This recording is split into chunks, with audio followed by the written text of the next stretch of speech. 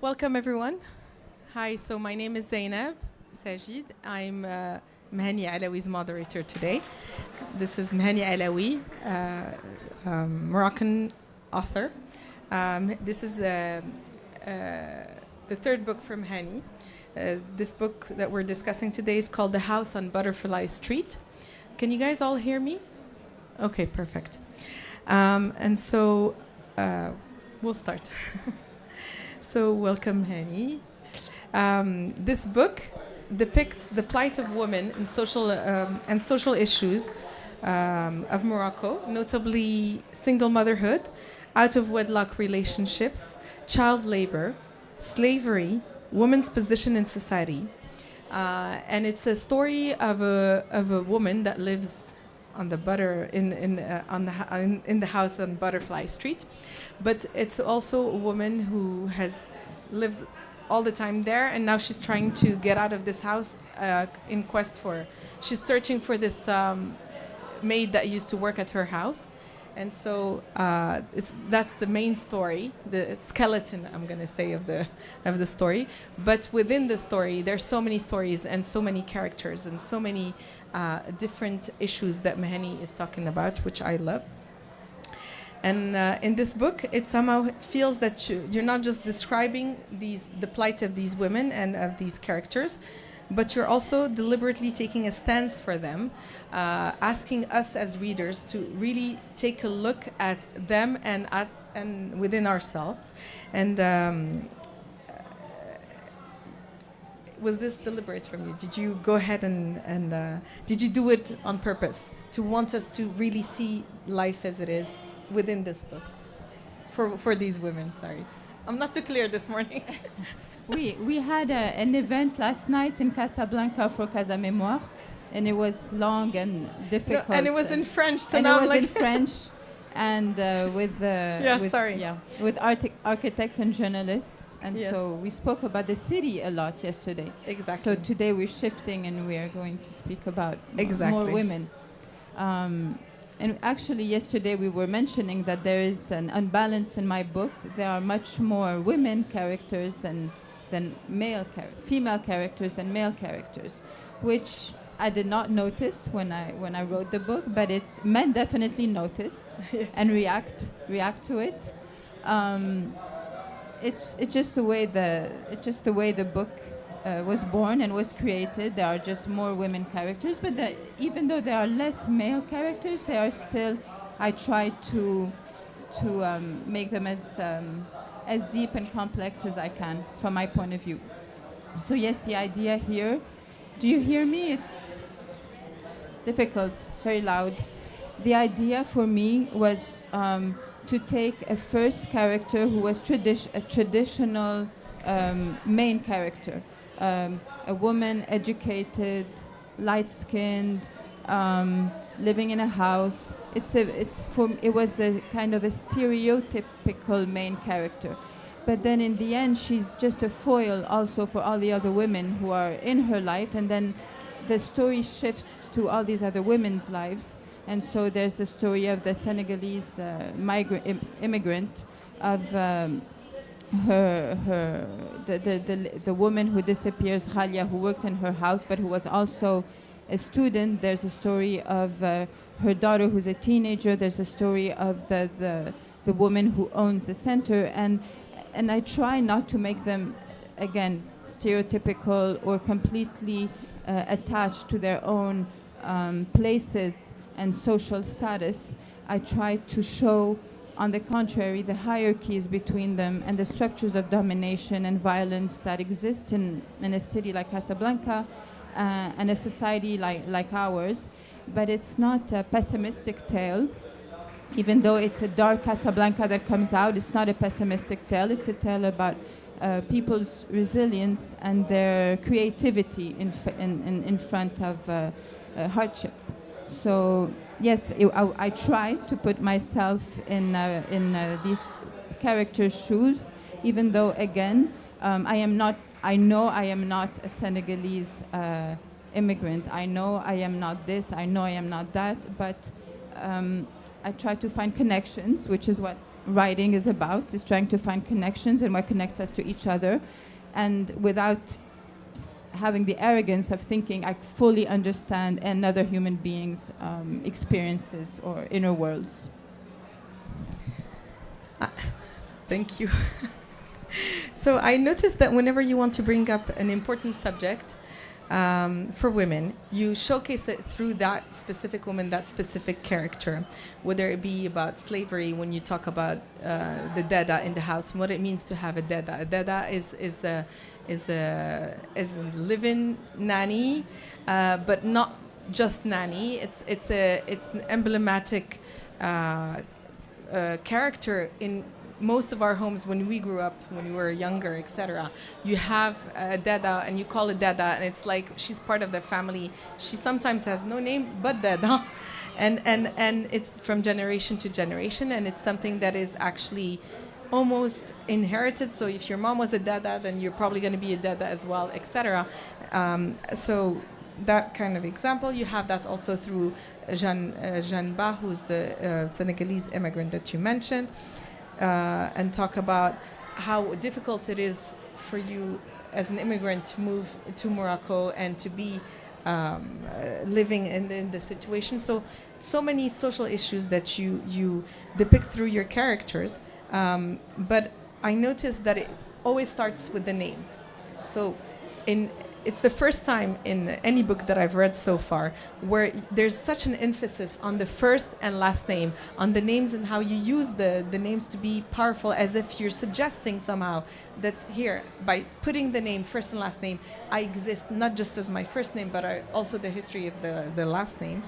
And if by doing so, you're trying to empower them, and making their presence and identity even more anchored in this chaotic life of, well, we'll use Casablanca since we discussed Casablanca like that. So this use of first name and last name, can you tell us a little bit about it and why you put so much emphasis on it?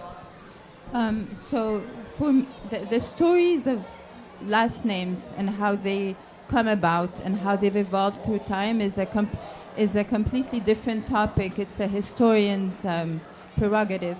But for me, I find it fascinating. If you look at all the cultures in the world, and usually you can tell what cultures are through the football teams, and you see the last names of Norwegians or Moroccans or Egyptians, you'll always find a kind, in Arabic we have Ben, and in Berber we have Ait. So it's son of, and then it became tribe of. So for a very long time, our last names are just son of or tribe of, everywhere around the world, not just here. You have it in Norway, you have it in Ireland, you have it all over the world. So it's really fascinating. At some point, these last names became a last name and not a son of, even though in Morocco we still have Ben, and but we forget what it means. We forget what being a son of or of the tribe of means. And so for me it's really interesting because it also showcases modernity. Modernity is here, and you are an individual. You're not of son of or not daughter of, but son of. And so I wanted to discuss that history of. I wanted to showcase that history of last names, but also there were those who were not lucky enough to have last names, who were cut off from their own history. For instance, Dada Amber, who is a daughter and granddaughter of slaves, and who was cut off from her own tribe, from her own history, and so she does not have a last name, and so that is the case for a lot of these people who were enslaved in Morocco. And sometimes it happens also with first names. If you're a Senegalese Christian and you come to Morocco, her name is Jeanne, but they wanted to give her a Muslim name. And that happens also in Morocco in households a lot, where you have the power to shift and change people's names. Also, when the French came, and then when they left, and then we had the carte d'identité, the whole the modern administrative way of writing down last names, people invented some last names. They chose last names that were not their last names, or they were not their tribal names, and they took on new names. So there's a whole history for me of colonization, of power, of enslavement, but also of old history and tradition and pride and tribes. And so that's why it's so important for me to put, the importance I put on names is from that. There's a sentence on page 124 for those of you that have the book. It says, "Only women can see through other women." The book is a lot about the plight of women and different types of women. Can you expand a little bit on this sentence that I find extremely powerful? What is it that you really mean by that? I had forgotten that sentence. I suppose I meant by that even though as women we have different experiences, we're not all the same, we're not monolithic. There are certain experiences, certain maybe ways of communicating, of presenting ourselves to the world, of resisting, of hiding, of dissimulating, of being creative, that we can understand because we've had to do it at some point in our lives. We were discussing it last night about a public space in Casablanca, and there were a lot of male speakers and men in the audience, and they were saying public space in Casablanca has evolved, and it's much better. And it's true. Young women go out. You can see couples in the streets now you couldn't before.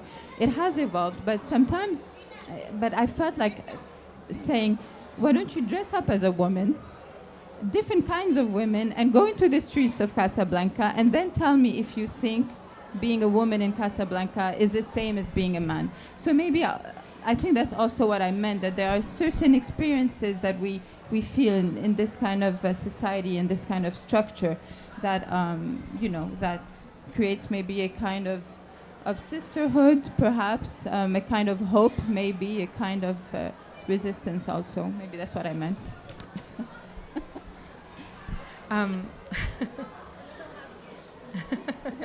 Another hard question. Yes, always. Always hard questions. So in this book, just because we're referencing yesterday's event as well, so we were for Casa Mémoire, les Journées Portes Ouvertes.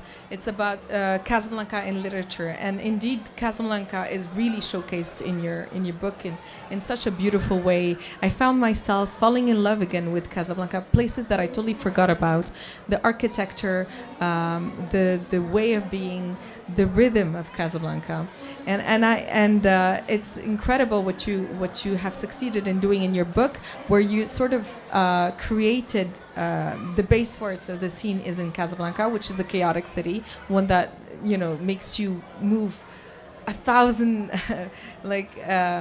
so quickly. I mean, so fast. But the rhythm of your book is so slow in a way, because it's like, okay, it's time for you to take a step back and take a look at what's going on inside. So what I'm going to do is read a little passage about a description, because your descriptions are incredible. It just makes me want to go to that building.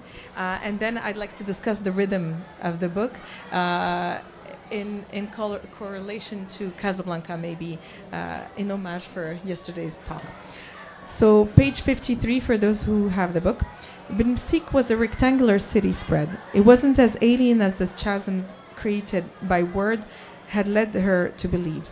When its crooked buildings and broken sidewalks, its fruits and vegetable carts, pedestrians and stray cats, but also new tram lines and large avenues, in some ways it was actually a typical Casablanca neighborhood. She could be anywhere in the city, and yet its feel changed from street to street, safe to unsafe, familiar to gang control.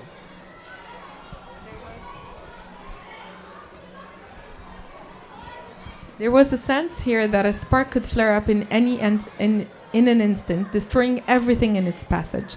At the same time, there was also a bustling serenity, easy flows of people and conversations, a sense of belonging in these fringes that throbbed like village markets.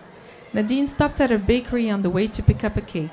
As she got close to the address, she parked the car on the corner of Boulevard Ibn Khattab and looked for building number 114, the home address Ghalia had given when she first started working for her. Casablanca's streets often had the names of ancient male Arab heroes, poets and explorers, in the outlying neighborhoods, built either for the needs of the first French industries or to quickly house the many displaced Casablanca residents after the destruction of the slums by the city. It was either the many names of heaven and joy or simply street numbers, Rue 1, Rue 2. In the more central neighborhoods, often built by the French, the streets still carried the names of flowers, animals, colonial administrators, or obscure Frenchmen and military officers, but not once had Nadine ever seen the name of a woman on a Casablanca street. So the question really is, you can sense the bustling and hustling of within the city, but it just feels that there's also a certain pause there. So do you think that we live Casablanca that way in general? And how do you feel? What was the purpose of doing it that way in the book? What was the objective? Thank you for a very easy question. Well, I think, so yes, Casablanca has its own rhythm, and it's fast and it's furious, and it's it can be chaotic, and it can drive you crazy, actually. But so when you write, you're also taking a distance from the actual streets, from the actual reality, from the actual experience. So maybe this choice is also for me to take some distance and to breathe, because if you forget to breathe in Casablanca, you also may not survive Casablanca. And so I wanted to show inner worlds, not just this frenetic external energy and movement and constant change. I wanted to show inner worlds, and sometimes human beings, their inner worlds are not as fast as big cities like Casablanca, and sometimes they need a break, they need a pause.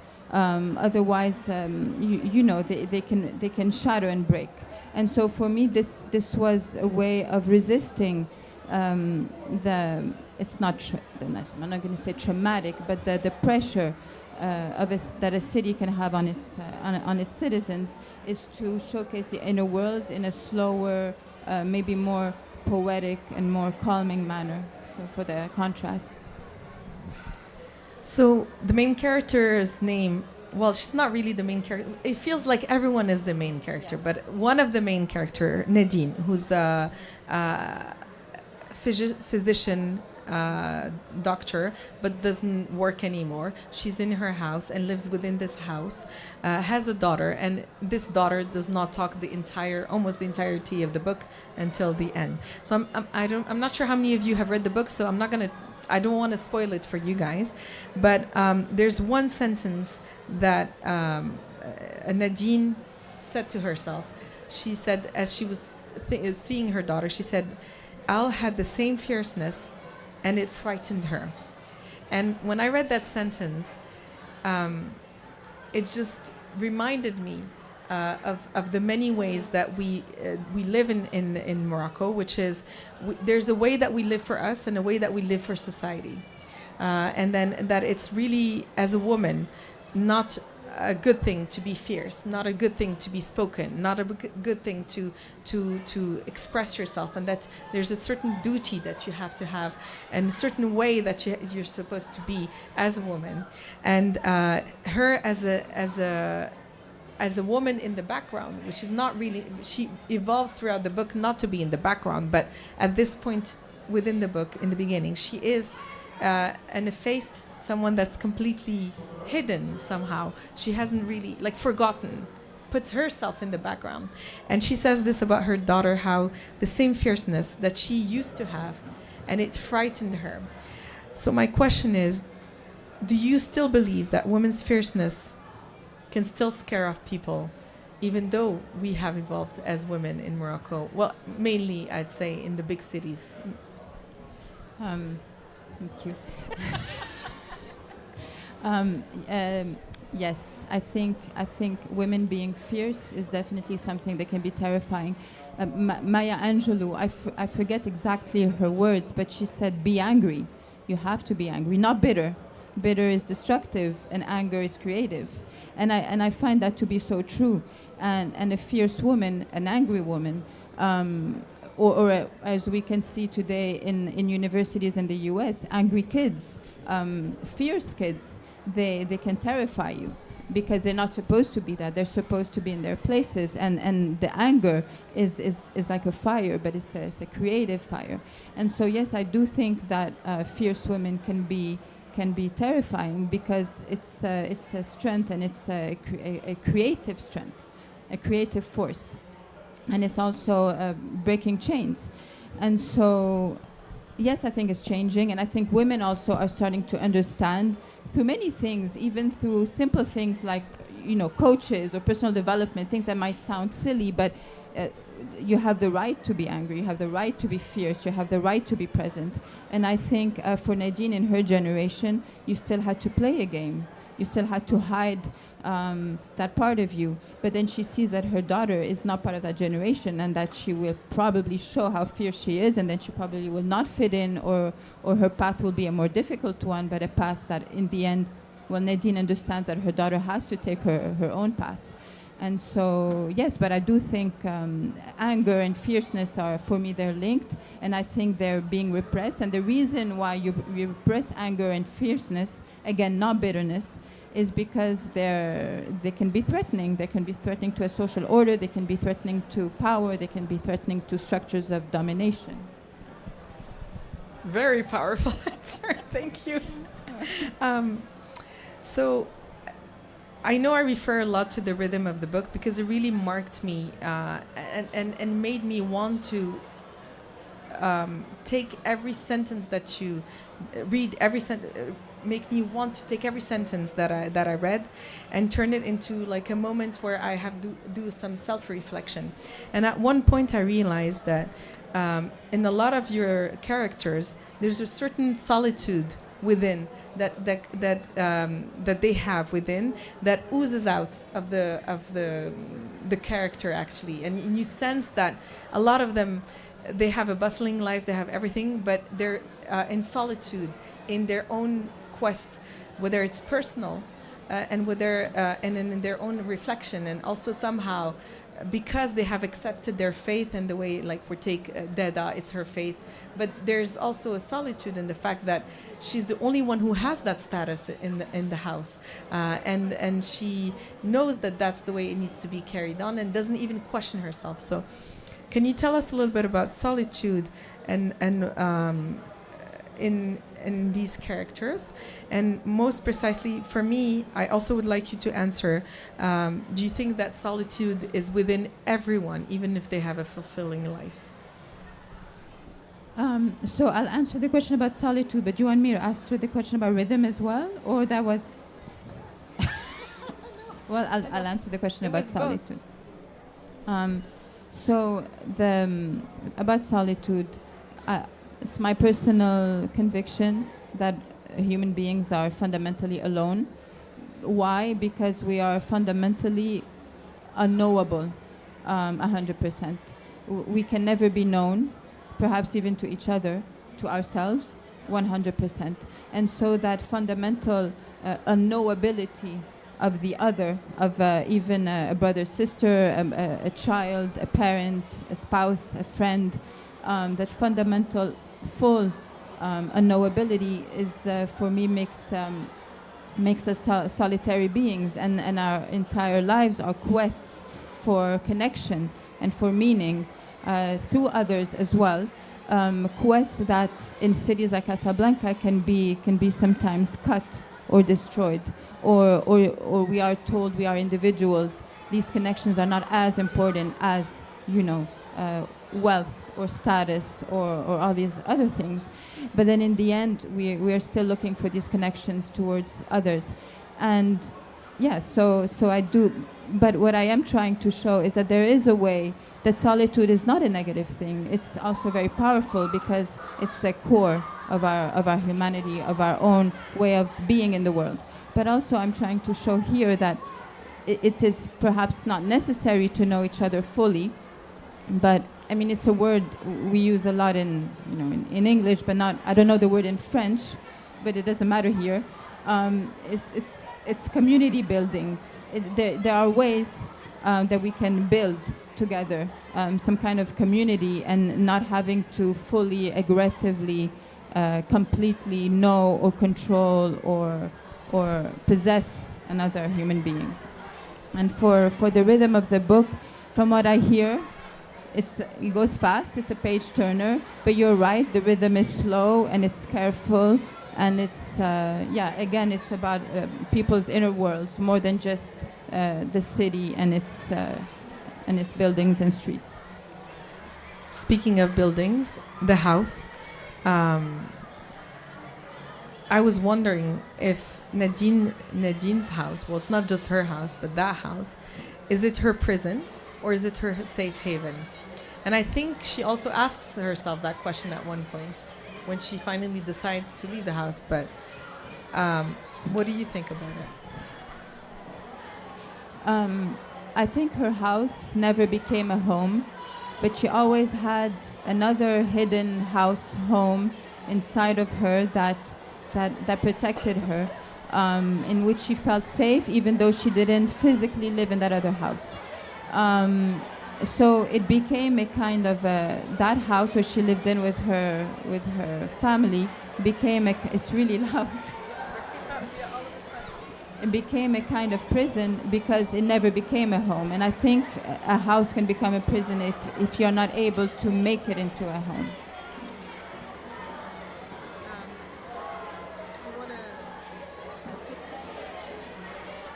I think one more question, and then you give the floor to the audience. So you dedicate a chapter to each character. Why the choice of organizing your book this way?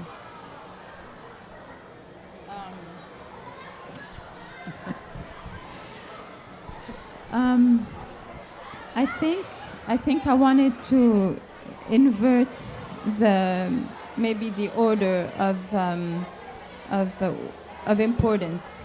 It seemed at first that Nadine was the most important, and so I wanted to invert that order. I wanted to show other experiences. I guess to highlight some experiences maybe a little bit more or differently, or give them another place, another space, and also the story tells some parts of the story through some characters, but not reveal all the stories at the same time. To some characters, they had a piece of the story, but not all the pieces, and then in the end, you have all the pieces of the story via the final character. So it was also a part of a puzzle, and this is the way I wanted the puzzle to be built. Well, who's your favorite character then?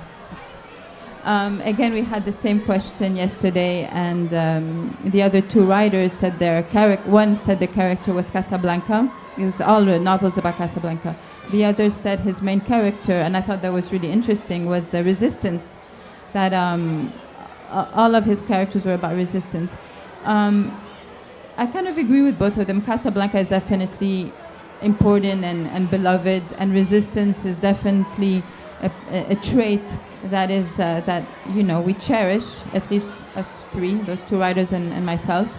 But I think, and I said it yesterday, I think my favorite character is maybe the journalist, the male journalist actually, because he's marginal.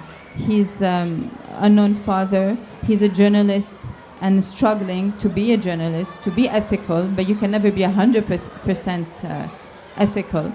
It's complicated, and also he helps people for no personal gain, and I love that. He's not doing it for himself. He's not doing it because he's a woman. He's doing it because as an abandoned child who had never known his father in a country like ours, well, he had this empathy for for other kids and human beings in his city who were suffering. So that kind of utter selflessness and empathy and street smarts that he had is something that I cherish and admire.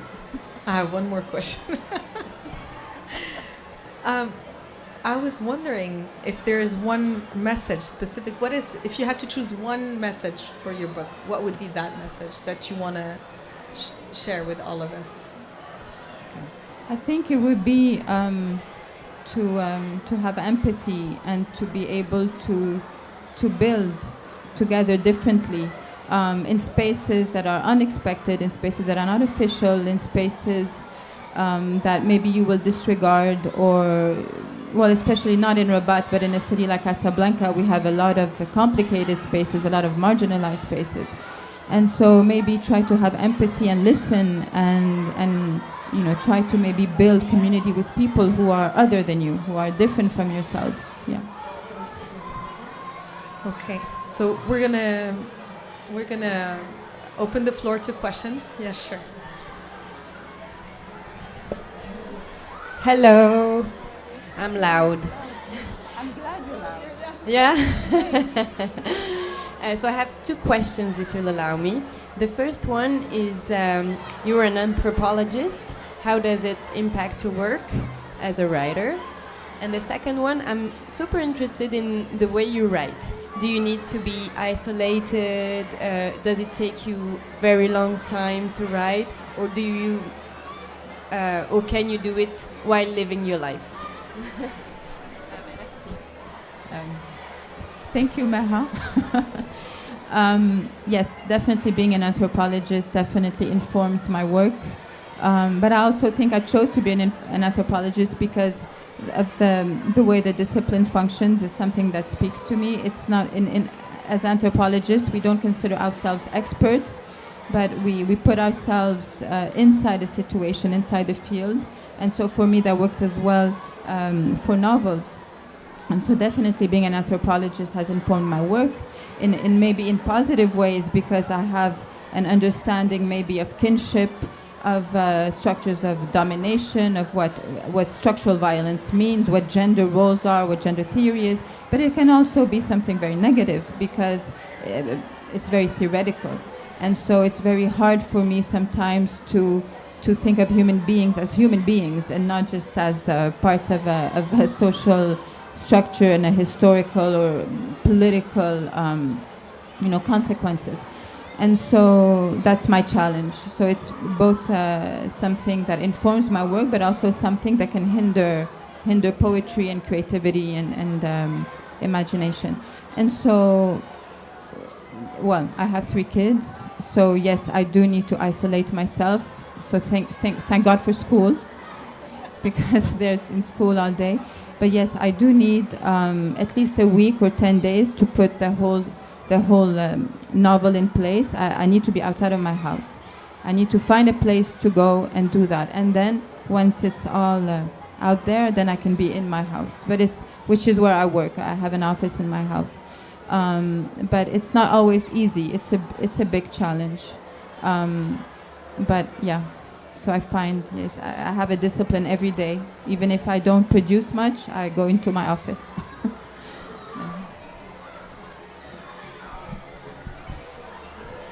Hi everyone. I'm a man, and sitting I'm surrounded by women, and it's a little bit like it goes with the discomfort. So I have 2 questions. How do you situate yourself with such a strong anthropological background in the field of anthropology, Moroccan anthropology, I can say, and also in the trend of Moroccan literature? And the second question is related to the main personage, main character, Nadine.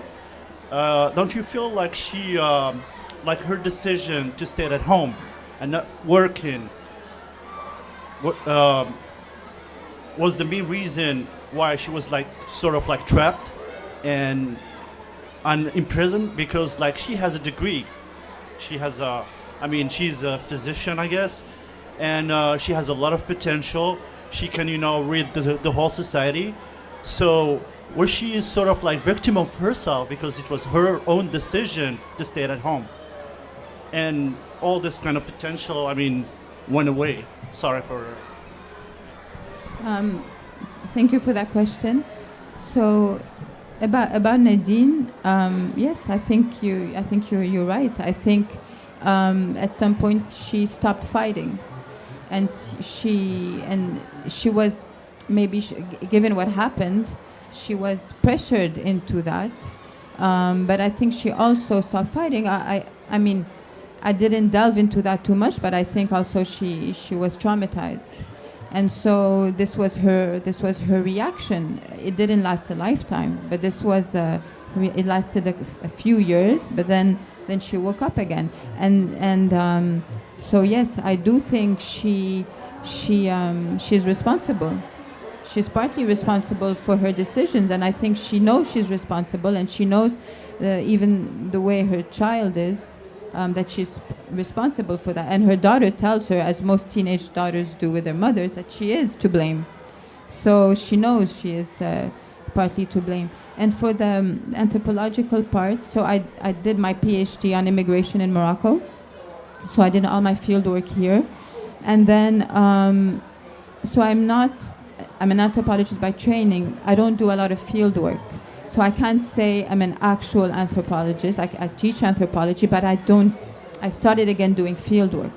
So for many years I didn't do field work. I wrote novels. It's my kind of field work. I preferred writing novels. I prefer reading essays, but I prefer writing novels. It's just the way I function. And for literature, I wrote 3 novels. The first 2 were only published in the US, even though they were about Morocco. And this one, I kept the rights for Morocco. And this is my first one to be published here, co-published with the US. And I'm really pleased that it's finally being published here in Morocco, and that people around me are reading it. Because when I wrote this book, it was complicated for me because I have an American audience, but I had a Moroccan audience in mind. And it's not always easy to bridge those gaps. And actually, the Moroccan version is a little bit different from the American version. There are explanations I don't give here because you don't need them, that I do give for an American audience, especially about slavery, because they have their own lens of what slavery is, and we have a different history of slavery. So, but here I didn't need to do that. So it was important for me to publish this book in Morocco, and though it's critical, it's not I'm writing it for us. I'm not writing it for foreigners to be are those women in Morocco being oppressed. I'm writing for us about resilience and resistance and coping mechanisms in a way. So I don't know if that answers your question.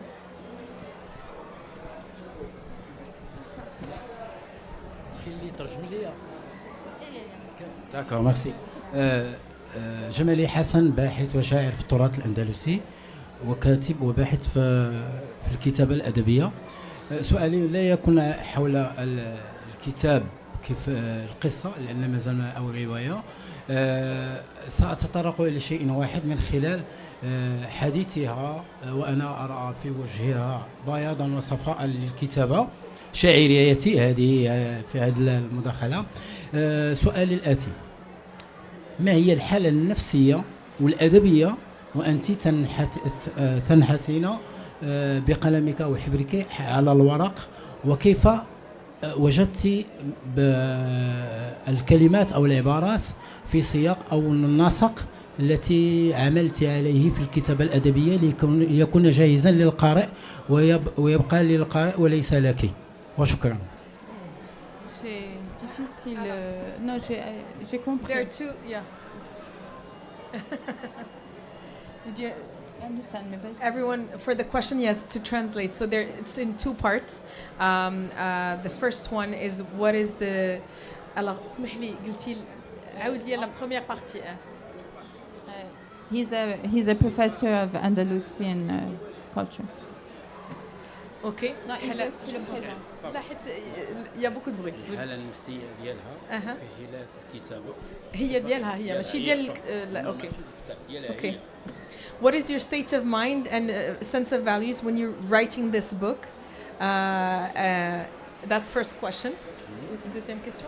كيفاش اختارت الكلمات أو العبارات في الصيغة ديالها في الأدب الأمريكي والإنجليزي بينه والأدب المغربي، يعني أو القارئ والكتاب حين يخرج للقارئ لا يبقى لها. Okay. يعني So, how did you manage to choose your words and the values that you wanted to instill in the book, in comparison with what you wanted for you and what you wanted for as a reader? Wanted for you, yeah. And then there's a third question in there. Yeah, there's a third question in there. Is how did you relay the book out to others? Like, how did you want it to be relayed to others? Okay, it's very difficult. I already answered some. It's a similar question. Like, I'm going to translate to him in Arabic.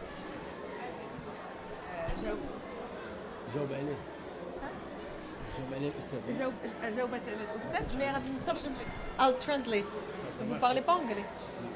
I'll translate your answer. Okay. Donc, go ahead. Okay, donc I'll repeat my answer. To explain my process is difficult because على عام على it's over a year. It's long. And so sometimes I'm in an okay state of mind. Sometimes الحمد لله وشي أيام I am not trying to teach. ما بغيتش نعلم. ما بغاش تعلم موراليزاتور. Oui. ما بغاش هي تكون هي اللي كتعلم الناس توريهم هي بغات. I want to show. بغات توري. الناس. I want to show things that are important for me. الحاجات اللي مهمين ليها بغات توريهم باش توصل الرسالة. I don't want to. I think everyone will understand it differently, and I hope that my التأويل ديالو. ما بغا هو. Voilà. And so, but I choose my words. I try to be clear. Safia, I'm not trying to show what I know. I'm trying to. هي ما كتحاولش توري شنو كتعرف هي. غتوريهم هما. I want to be simple. تقاسم مع الفكرة في الكتابة ديالو. He shares the same idea with you because in his way of writing. Any other questions? Hello. Thank you very much. I'm sorry I didn't have time to get the book and read it, but I have a little question. Do you, in this book, address the question of women's emancipation?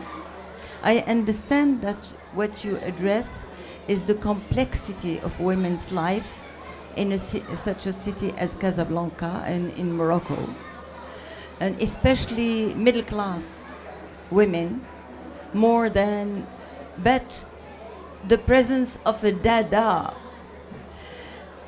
The question of the issue of independence is extremely important, and I don't know if you address it in this novel. Thank you. Thank you. If you're talking about financial independence, it's a similar question to the gentleman's question. Yes, financial independence is definitely extremely important for emancipation. But it depends what kind of financial emancipation as well, because there is a woman who is working in a center. She is not making a lot of money. She barely is making ends meet, but she's doing fundamental work. And so emancipation for me comes in different forms. Yes, you need financial independence, but it doesn't have to be the only thing that matters. You can build projects that have a meaning for you as well. And so I think the evolution we have in Morocco, and it's not perfect, and we're far from having a full equality of rights or emancipation, I think it's also because women have been fighting for it.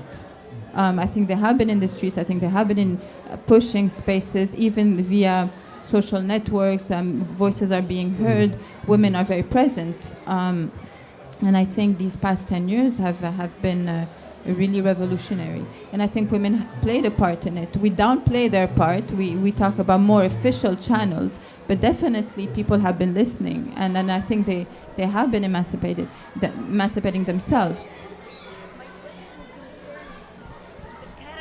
The women characters in your novel. So in my novel, they follow this path, that they are emancipating themselves.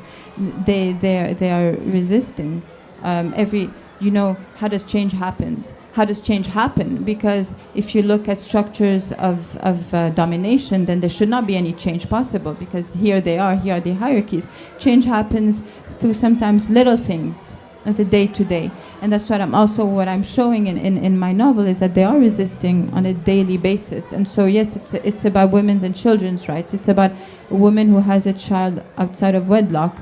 And she did not even, well, you'll read the book, but she didn't even necessarily want this child. But once the child was there, then she decides. Another woman can decide something else. But she decides that she will take responsibility for this child that she did not even necessarily want. And so this is, for me, it's very empowering. So yes, well, when you read the book, you'll tell me what you think. Okay. Yes. Just to wrap it up, I think Mhani's book is about an invitation to take a look, just to regroup both of your questions that are fantastic. It's really an invitation to for us as readers to take a look at our society and where we stand in it. What is it that we're looking for? Who are we? And which is why the importance of the names and the identities and the way it's said, even for street names, even for people's names, and the idea that yes, we're all living together, but we're not really looking at each other and we're not listening to each other.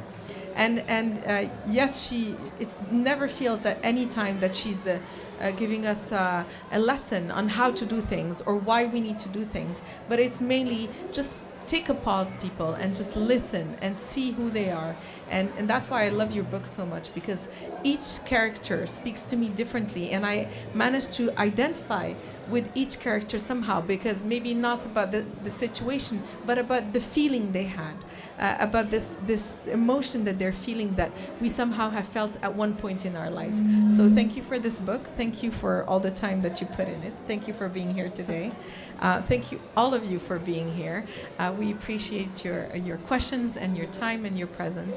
And thank you, Zaineb, for always being an amazing moderator. I'm lucky to have you.